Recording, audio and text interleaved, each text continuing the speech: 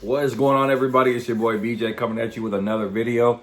Hope you guys are all having a beautiful day. You guys are all amazing, and I appreciate your viewership so much. The support has just been amazing. I just thank you guys so much for you viewing my videos. It really does mean a lot to me. Go ahead and drop me one of these right here so we can go ahead and break that YouTube algorithm so that my YouTube can continue to circulate, so that I can inspire, motivate, and encourage more people all over the world. And let's go ahead and get into this video because I got some good information for you today, and I'm excited to share it with you. Today, we're going to talk about how to get your ex back. So obviously, as you can see, that's the title of this video. And I know that this is a well-searched topic. You know, there are people who get into relationships and obviously a breakup takes place. One person's not ready for that breakup to be what it is, and they want to find out a way how to attract their ex back into their life. Now, this happens to all of us. I'm sure that we've all been this person at one point in time in our lives where we had a breakup and we weren't ready for that relationship to end, and we wanted to find some kind of way to get our ex back. I was there before. I'm sure you've been there before. You might even be there right now, which is why you clicked on this video. And the good thing is, there is a way to get your ex back. As a matter of fact, there are numerous ways to get your ex back. And there are unhealthy ways to get your ex back. And then there are healthy ways to get your ex back. And I'm going to share with you both of them that kind of take place. And obviously, you want to do it the healthy route because that leads to a more healthier, sustaining relationship. And unhealthy practices only lead to more toxic behaviors, which can lead to another breakup all over again. So first, let's talk about the unhealthy tactics that most people do. Most of the time, what people do when they go through a breakup is they will beg. They'll beg for that person to text them or to call them or to come over or to talk to them. You know, they beg for that person's attention. And a lot of times when you're begging someone for their attention, what you're doing is repelling them away from you, because it's just really, really just needy energy. And nobody wants that. It's just very, it can become annoying. It can become stressful. Nothing about it is peaceful. And what happens is when you're begging someone, like, please, just give me a chance. Please, why won't you talk to me? Please text me. And you're sending like dozens of text messages per day. And they probably only sent you one. And you're still texting, like having this conversation pretty much by yourself. It's really needy energy, and that pushes a person away from you. It doesn't help your cause. It actually makes them want to stay away from you, and also probably want to run. So do not beg. It's so not good for you, and it doesn't help you at all. The second thing that people tend to do is they tend to isolate themselves. They start to go into this depression mode. And pretty much you just don't want to do anything. You barely even have the appetite to eat. You don't want to drink anything. You don't want to hang out with friends. You pretty much just want to lock yourself away in a room and lie down and cry all day while probably eating a tub of ice cream and watching Netflix. This is not good for you as well, because what you're doing is you're isolating yourself, and you're basically reminding yourself of why you're alone. And then you start to get in your own head. You start telling yourself these thoughts of, I'm not worthy enough for a good relationship, or this person doesn't care about me. This person doesn't love me. I'm not good enough. I suck. I'm stupid. I'm not worthy of a healthy relationship. You start telling yourself all these negative things. And then you just bury yourself in this pit of despair. And what happens is, when you breed despair, like when you start to put despair into your mind, all you're doing is breeding more despair.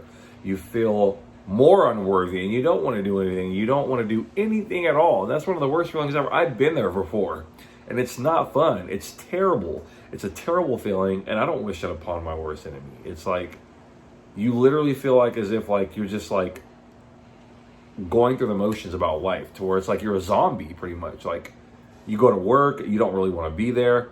The time on the clock goes by so slow because you just want to be off, and you want to find a way to talk to this person, text them, call them, and then you see your phone hasn't received a text message or a phone call from that person, and your desire is just like to hear from them, and you're not getting it, and it just makes you so depressed. So don't bury yourself in despair. This is unhealthy as well. One of the other points I want to bring up that is unhealthy is kind of just doing self-destructive things, like you start probably drinking too much, or you start indulging in drugs and things like that to basically hurt yourself. Self-medicating in a way that's detrimental to you and your health.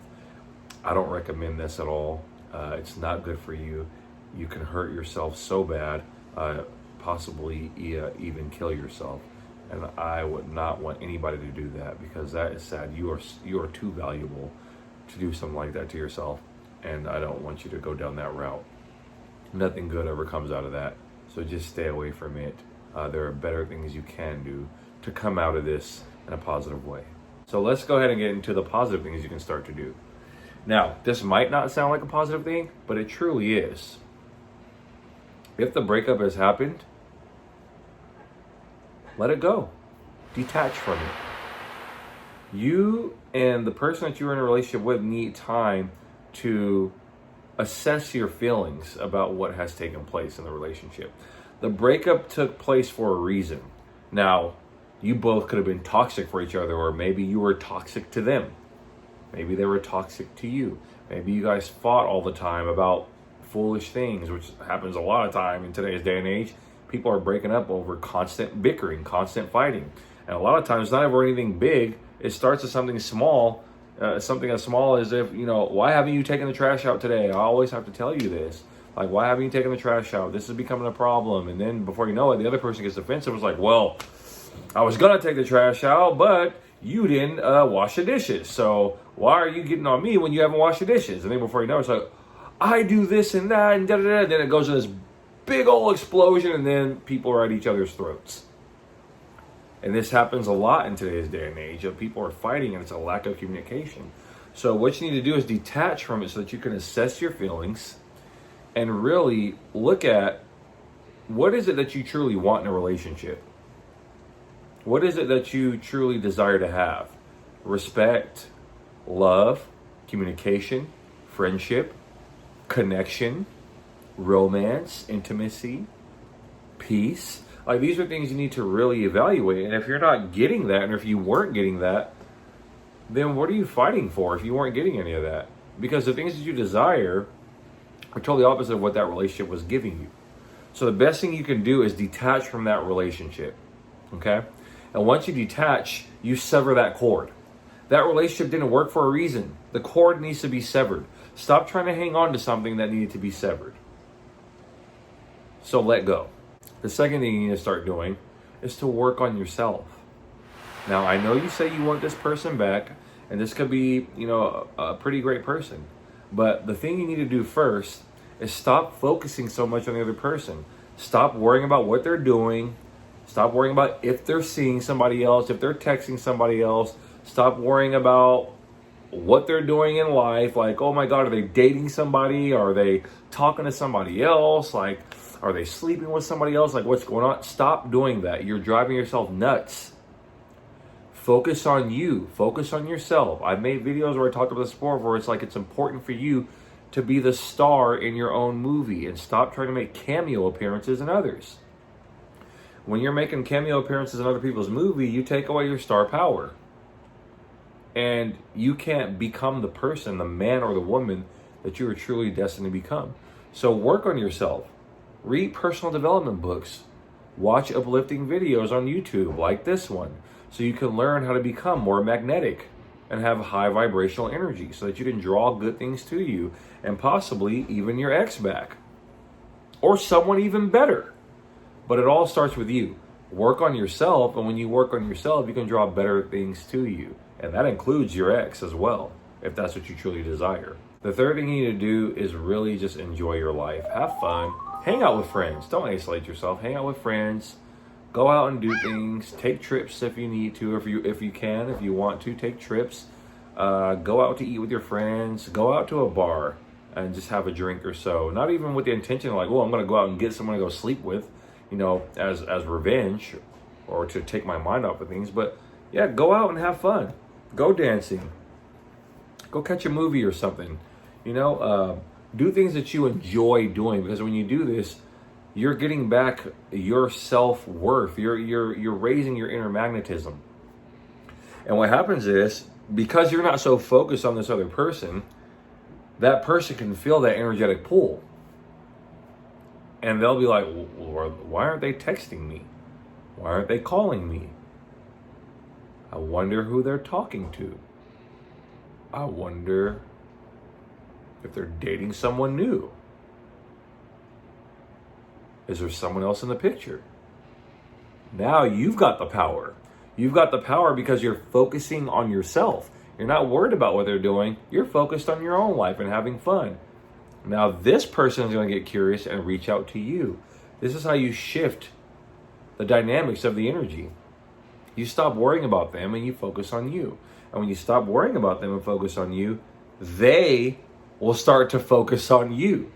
Because you're happy, you're full of life, you're full of joy. And guess what? Magnetically, people can feel that. And it draws people to you so that you don't have to chase them. It's one of the best feelings ever. I'm sure you've been there before where you could be like in a situation with someone and you wanted them so bad. You just wanted it to work. Like, oh, I just want this relationship to work. And you begged and begged and begged. And finally you said, you know what? Enough is enough. I can't do this anymore. I'm just going to let go. I can't keep begging anymore. I have to let go. I've got to move on. I've got to live my life. And then you started living your life, having fun, hang out with friends. Maybe you did meet somebody new and you're interested in them and they're interested in you. And you feel hope again for dating. And then out of nowhere, like clockwork, you get that text message from the other person that you wanted before that was not giving you the time of day. And all of a sudden they're like, hey, how are you? I was just thinking about you. I was wondering how you've been. It always happens this way because the energy dynamic has shifted. So when you put yourself in this position, you are available to attract your ex or someone even better into your life because you feel good about you. You love you. You value you. And you're having fun being you. Because guess what? No one is youer than you. I think that's a Dr. Seuss quote.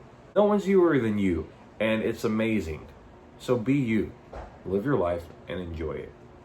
And when you start to do these healthy things, you can attract your ex back if that's what you truly desire, or someone even better.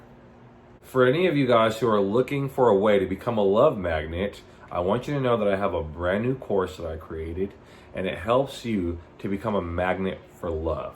This means you can attract your ex, you can attract a specific person, maybe a person that you've never even met before, can come into your life and be drawn to you with this new course. So please go ahead and check that out. It will really help you change your life in such an amazing way. And it will be something that you will be excited about. Trust me, you will never look at love and relationships the same once you get this course, because you will learn how to become the hunted and not the hunter. People will start to chase you, and it will happen just so fluently because of the changes that you make. So go ahead and check that course out, get it for yourself, and see what it can do for you.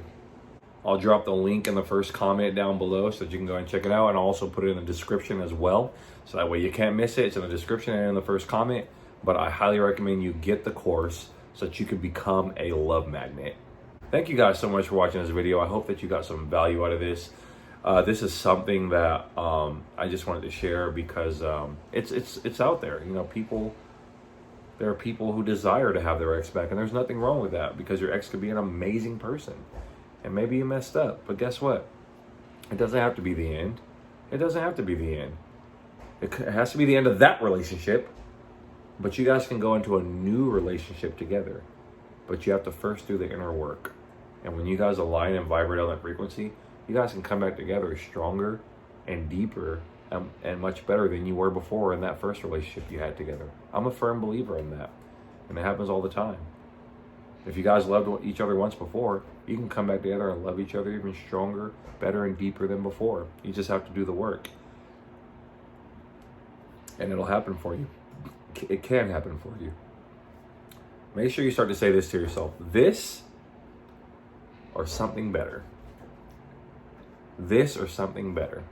That's it. And when you live like that, amazing things will start to happen for you in your life. So drop me one of these, guys, if you haven't already. Really appreciate you so much. Make sure you go ahead and subscribe to the channel. That way you can be on my subscribers list. And you know what to do, guys. Always be sure to hit that bell icon. That way you can be notified whenever I upload new content to the channel. I'll put some other videos up here for you guys to go ahead and take a look at to inspire, motivate, and encourage you to live your best life. And as usual, I love you. God bless you. And I'll see you in the next video. Peace.